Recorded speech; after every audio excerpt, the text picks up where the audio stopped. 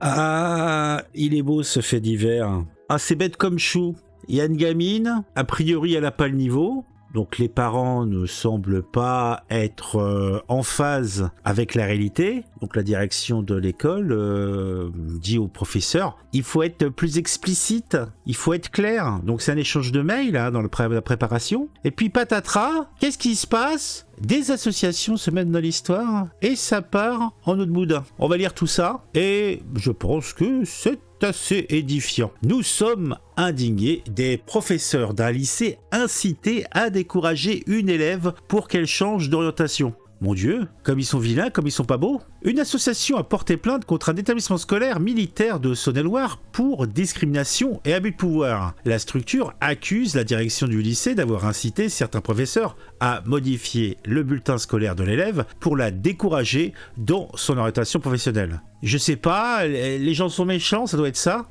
C'est un mail qui a mis le feu aux poudres à Autun en Saône-et-Loire. La proviseure adjointe du lycée militaire a envoyé un courriel à des professeurs d'une classe de seconde en leur demandant de modifier le bulletin scolaire d'une élève. Selon nos confrères du Parisien, l'intéressé donnait jusqu'au 20 mars prochain à l'équipe enseignante pour effectuer les modifications dans le but de décourager l'élève. Il semble que cette dernière ait accumulé d'énormes lacunes depuis plusieurs années, explique dans son mail la proviseure adjointe de l'établissement. Pour faire comprendre aux parents les enjeux de son orientation vers une voie professionnelle ou technologique, il est nécessaire d'être explicite dans les appréciations du bulletin sur son niveau scolaire réel au regard des attendus. Ça me semble plutôt pertinent. Trop de parents s'illusionnent sur les capacités de leur enfant, donc c'est peut-être bien de les mettre véritablement en phase avec la réalité des choses. Après, c'est eux qui choisissent au final. Nous sommes indignés. Alors qui c'est qui est indigné ? Les conséquences ont été directes pour la jeune élève.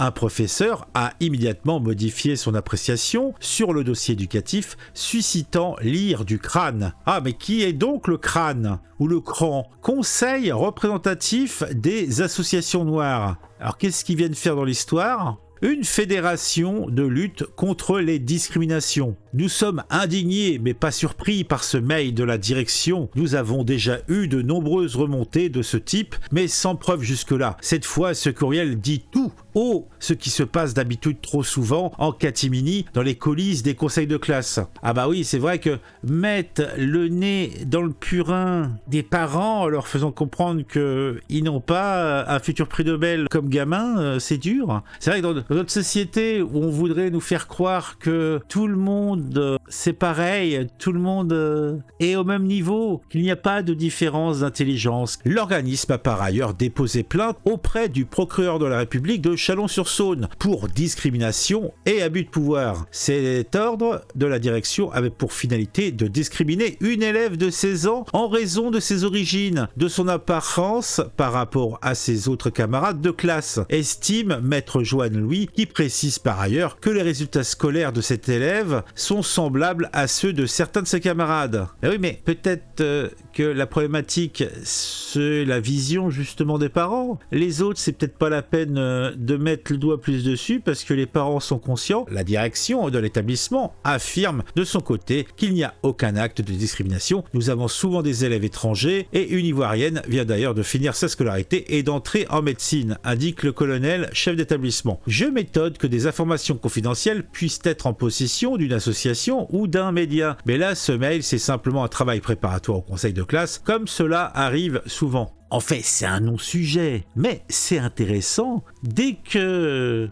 on met sur la table des histoires de prise en compte de la réalité des choses, t'as toujours des bonnes gens pour aller s'imaginer des trucs.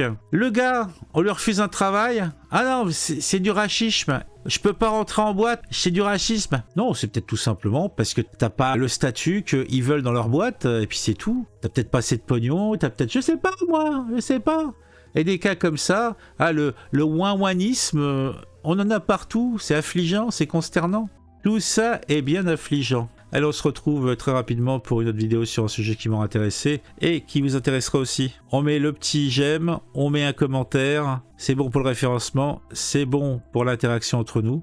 Bon, je filoche, j'ai un rapport de stage à faire pour un petit gars. Ah, qu'est-ce que je vais lui mettre ?